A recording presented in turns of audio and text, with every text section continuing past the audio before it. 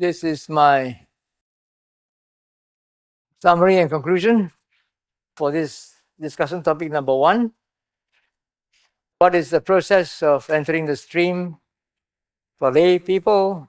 There seems to be a default template that the Buddha used, and that they will listen to the gradual teaching comprising giving, virtue, heaven, and the danger, degradation, and defilement of sensual desires, culminating in the advantages of renunciation.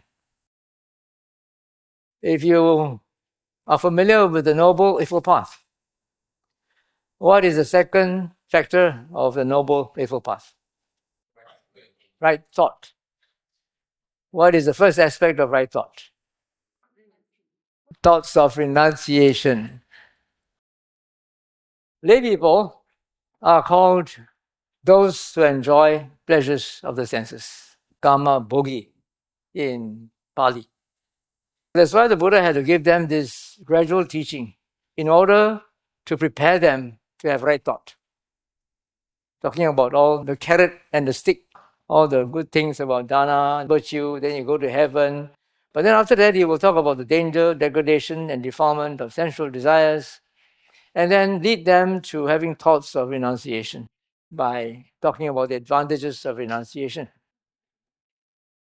So he finds that the mind becomes ready, meaning it's pliable, free of the hindrances, uplifted, and clear, then only he will teach the Four Noble Truths. What is the first of the 5 hindrances? Sensual desire. That's why the Buddha is preparing their mind to be free of the hindrances. When he sees that their minds are ready, then only he will teach the Four Noble Truths. And they will listen to the Four Noble Truths, and that's when the Dhamma-Eye arises. This is a default template that the Buddha used for all lay people. Is this process applicable for renunciants? First of all, the gradual teaching becomes redundant because they have already renounced. Nowadays, the majority of monks have not really renounced internally, only outwardly.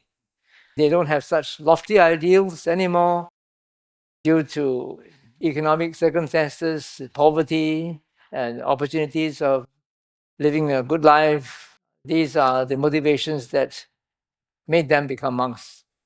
Ideally speaking, renunciants would have renounced, and therefore the gradual teaching becomes redundant. In the Pali scriptures, we don't hear of renunciants doing dana because they are supposed to have given up all these things.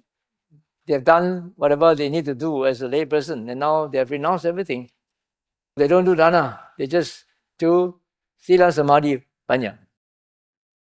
Whereas for lay people, as you know, it's dana, sila, bhavana. But the mind still needs to be ready. Even though they have renounced, the mind is very tricky. The mind goes up and down. There are times when it can be very tame, at times it can be very wild. They may still need to listen to the Four Noble Truths, although it's not mandatory, as we can see in the many examples. In the example of Sariputta and Moggallana, they just listen to part of the Four Noble Truths, just cause and effect. In the case of the monks who created the schism in the Sangha, we don't know what they listened to. In the case of the Sikh monk, he listened to just the 3 characteristics in relation to the 6 senses. It seems that the process of entering the stream for renunciants is more varied. What could be the reason? Because the Buddha was an itinerant. He would go from one village to another, one place to another, giving Dhamma talks to lay people. And for lay people, it's more like a one-time affair. A group of 100 people will be gathered, he gives the Dhamma talk, and then he moves on, finish. He has to put everything in a nutshell and present it to them.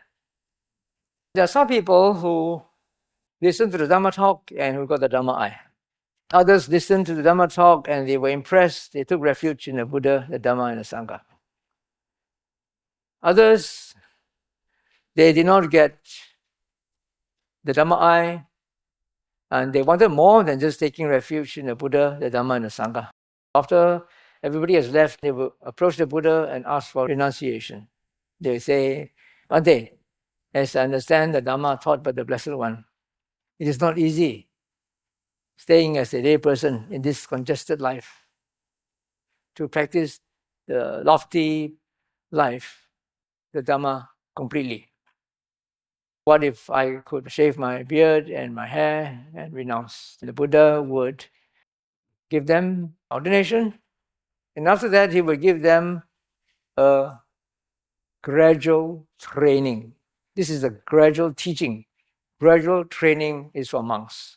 Gradual teaching is for lay people. Gradual training starts off with sila, restraint according to the Patimokkha, and then being fearful of even the slightest misdeed, practicing moderation in eating, practicing wakefulness, not sleeping too much, practicing mindfulness and clear awareness. And only after that, you go look for a secluded place, sit down, overcome your 5 hindrances, practice the jhanas, practice the abhinyas sometimes, and only then you investigate the Four Noble Truths. So it's a very long process. But that is the default template for renunciants. However, the Buddha also has customized programs for renunciants depending on their needs. So that's why for renunciants, the Buddha paid more attention. He spent more time with them. His instructions could be more personalized. Whereas for lay persons, it's like one go, one time affair. And so it's a very standard, all in a nutshell, teaching about the Four Noble Truths. What is the most important element of the process? At first, I also thought it should be that the mind needs to be ready to listen and comprehend to the Four Noble Truths. But, like some of you pointed out, your mind could be ready, but then if you don't listen to what the Buddha is teaching, that also wouldn't contribute to stream entry. Listening to what the Buddha has to say is also very important, as well as having a ready mind to understand and comprehend. I think both will be very important. This is my summary and conclusion for this discussion topic number 1. If you have any questions, please feel free to ask.